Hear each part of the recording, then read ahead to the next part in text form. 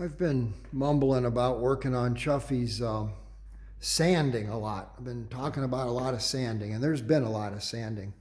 And I wanted to just real quick look around kind of a before working through these floors. It's been months of work, of course, on and off, mostly off.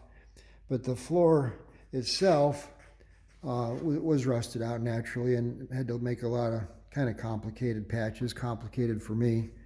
And get those put in there.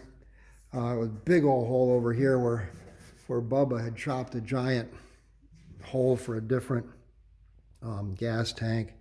And there were holes on this inner fender. And right here was a great big old area that I had to fabricate.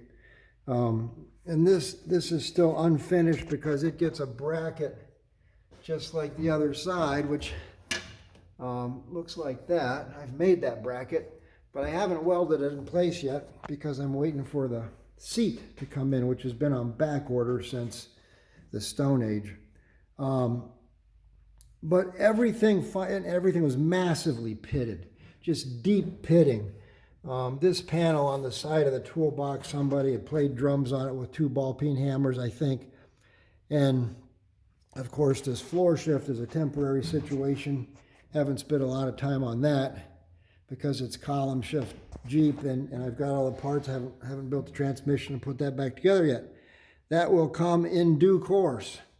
And the other floor, same situation. Had to make a lot of patches, get things flat and straight. The last time it had color appears to have been black.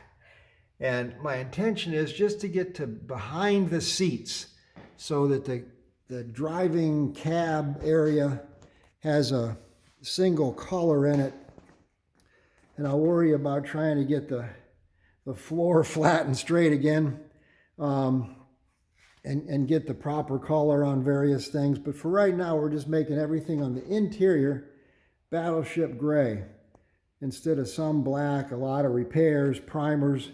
There's been so many holes. I think if I remember, there was a total of 10 holes across the front of that toolbox, and inside naturally just rough as a cob, rusty, and that's all been straightened out and flattened out. And I'm pushing because I've got good weather. It's up in the 50s, warm enough for a quick paint job just to get it a uniform color. I've been filling pits endlessly, and I didn't bother under the gas tank. That's still rough because it's covered up. But all the areas that you're going to see when everything is done are back to being pretty smooth metal. Vintage Don out.